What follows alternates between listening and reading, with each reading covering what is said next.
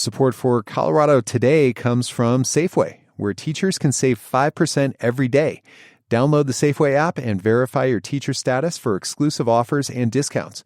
Get started at Safeway.com or in the Safeway app. Support for Colorado Today comes from Credit Union of Colorado. With access to over 30,000 ATMs and a mobile app, they're dedicated to offering the services of a big bank with a heart. Learn more at honestlygood.org.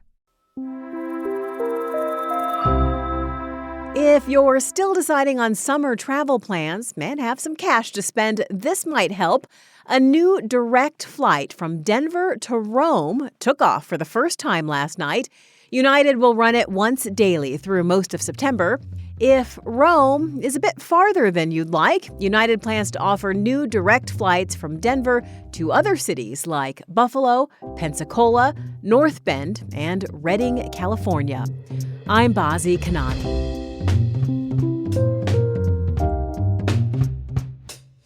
Coming up, what Colorado homeowners are learning as they get those postcards about their house values. The last time I can remember anything even flattish, much less a reduction, would have been 14 years ago. Then, Colorado has a plan for high-speed passenger rail to connect its cities, but two of our Congress members are speaking out against it. And I believe that this is absolutely wasteful. It's a boondoggle of a project. Also, 3 Denver businesses are targeted in the Trump administration's crackdown on immigration. And that wretched boy, you shall join him. the best part of Shakespeare from kids performing it in Denver. It's Friday, May 2nd. Here's the news in Colorado today. First, for homeowners, did you get a postcard in the mail this week about your property value? This happens every 2 years in Colorado. Last time, in 2023, homeowners largely saw big increases in their values. This year, not so much. Denverite editor Andrew Kenny is a true property tax nerd. Hey. It's a term of endearment. I have been covering the story for, 4 or 5 years now? You have, and thanks for being here to help us sort through this again this year. Of course. So, Andy, what is the big picture about home values in Colorado with this new assessment? Okay, so these postcards, if you're not familiar, they tell you if your property taxes basically are going to go down or stay the same or even go up. You get them if you own a home or if you own a business property. And getting these postcards, finding them in your mailbox might actually bring back some bad memories for people. Like you mentioned, Bazi, back in 2023, the storyline was that property values were going bananas. Like people's homes were suddenly worth 30, 40, 50% more. And that meant, again, that their taxes were going to go up by almost that same amount in some cases. Mm-hmm. This year, though, very different story. And the story is property values for this current cycle are pretty much the same as they were 2 years ago. Some people may even see a dip. And again, that's good news for their tax bill. Keith Irvmeyer is the assessor here in Denver. The last time I can remember anything even flattish, much less a reduction, would have been 14 years ago. 14 years ago, you may remember, was coming out of the Great Recession. So home values leveling off or even flagging. Mm-hmm. Are we seeing this all along the Front Range, or are there some targeted takeaways that you've noticed? Yeah, we are seeing it all around the Front Range. If you look at Boulder, which has a notoriously expensive real estate market, their property values are a little bit down overall. If you look in Dougco, which has just been booming, a lot of their areas are a little bit down in value. Let's talk about the implications for this.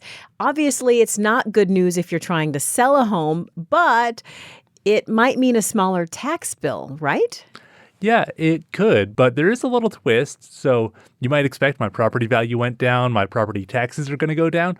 Not necessarily true, because there could be a change in property tax rates next year when you're paying those taxes. You won't know exactly what your property tax bill is until the end of the year, most likely. So we'll have to be patient with our planning. Denverite editor Andrew Kenny, thank you. Thanks, Bazi. Two of Colorado's members of Congress want the federal government to take away its support for passenger trains on the Front Range. At least one, Lauren Boebert, is talking about it with the Department of Government Efficiency, or DOGE, asking them to step in. And another, Jeff Hurd, says he doesn't think the Fed should help Colorado pay for this new train service. CPR's Caitlin Kim joins us from Washington.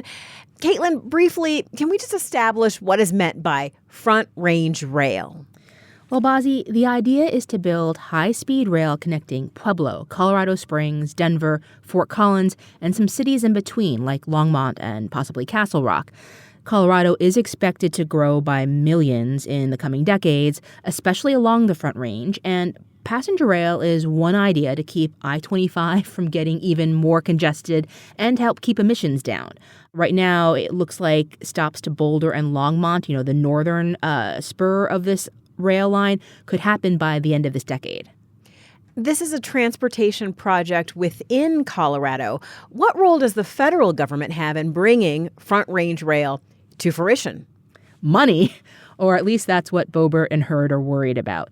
So far, federal contributions to this project have been small and sporadic.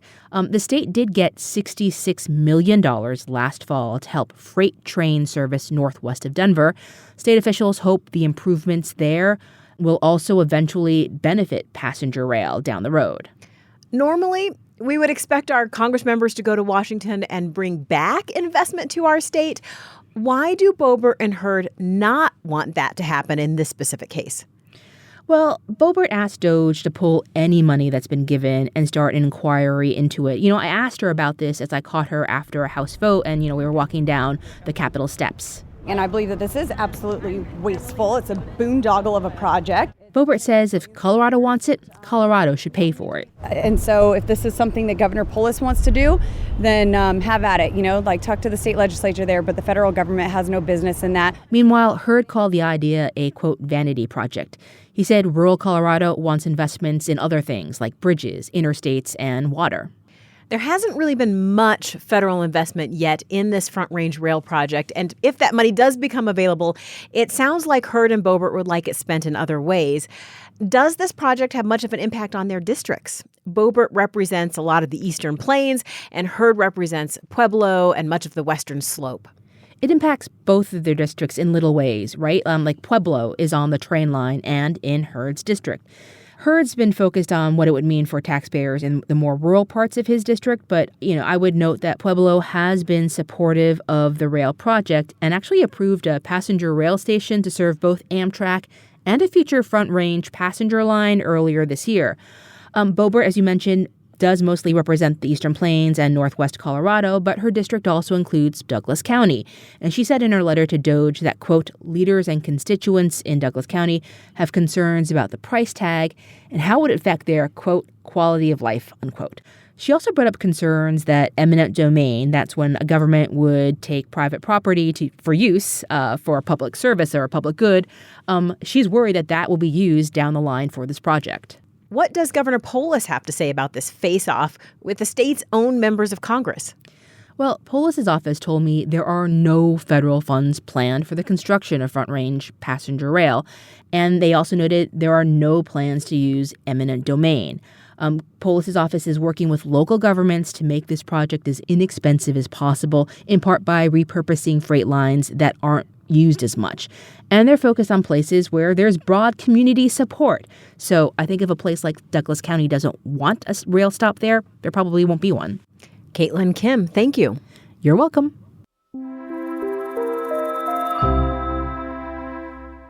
Three janitorial companies that ICE says are in Denver are getting fined for employing people not legally allowed to work here. This is a new way the Trump administration is trying to get immigrants to leave. CPR's Ben Marcus is here to explain. Ben, what is it that's notable about these cases and these fines? Well, the fines are large. They appear to be the largest such fines for unauthorized workers that we can find since Trump took office in late January. More than $8 million in proposed fines against these three companies. Now, those amounts can be negotiated. Businesses have long, since the mid-'80s, been required to verify immigration status for their workers. And the idea is that if people who are in the country illegally can't find work, then they won't come here. ICE audits tax records for businesses. They look at employment verification records. And the Trump administration has promised to ramp up this kind of enforcement. Ben, in your reporting, you looked up these three companies, and they do not appear to be very well-known companies. And two of them aren't even registered as active companies. So they're apparently real in the sense that they pay taxes, and that's how ICE found them and decided to audit them. The companies are CCS Denver, PSC Commercial Cleaning Services, and Green Management Denver. I could find CCS Denver. They appear to be a pretty large janitorial services company.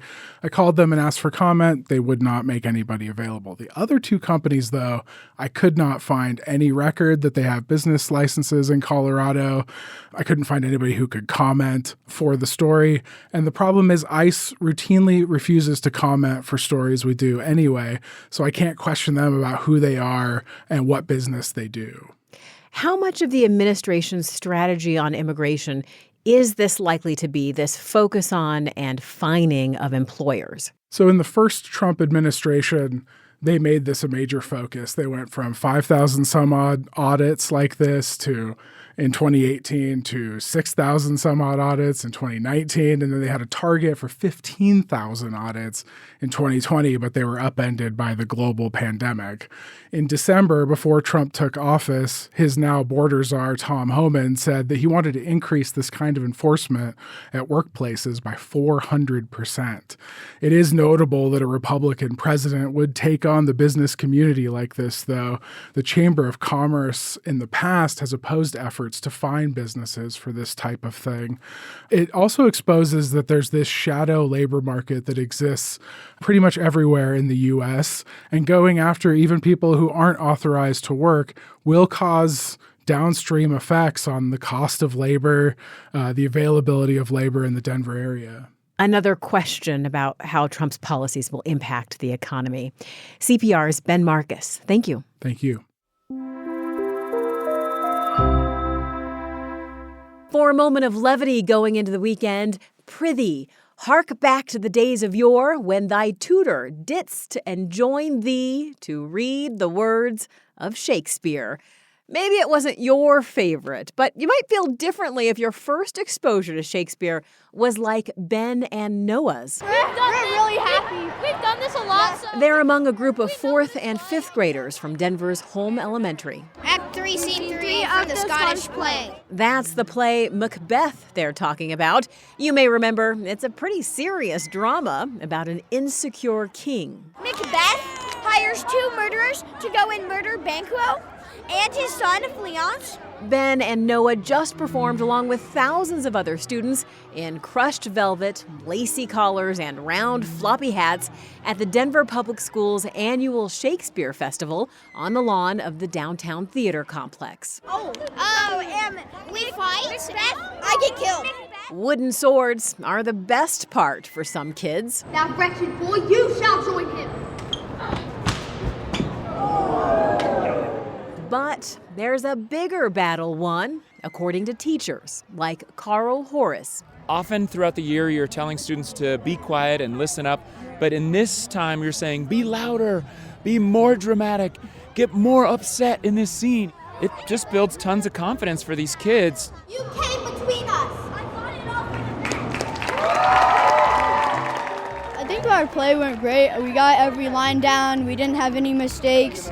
The sword fighting went really well. I think it was awesome.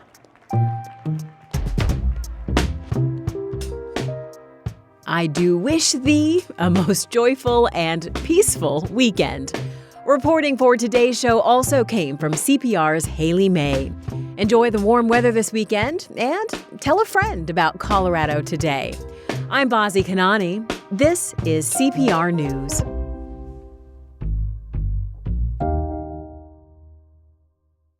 Support for Colorado Today comes from Safeway. Going on a trip soon? Safeway pharmacists can help no matter where you're headed with travel vaccines, medications, and over-the-counter items. Schedule your consultation at safeway.com/pharmacy.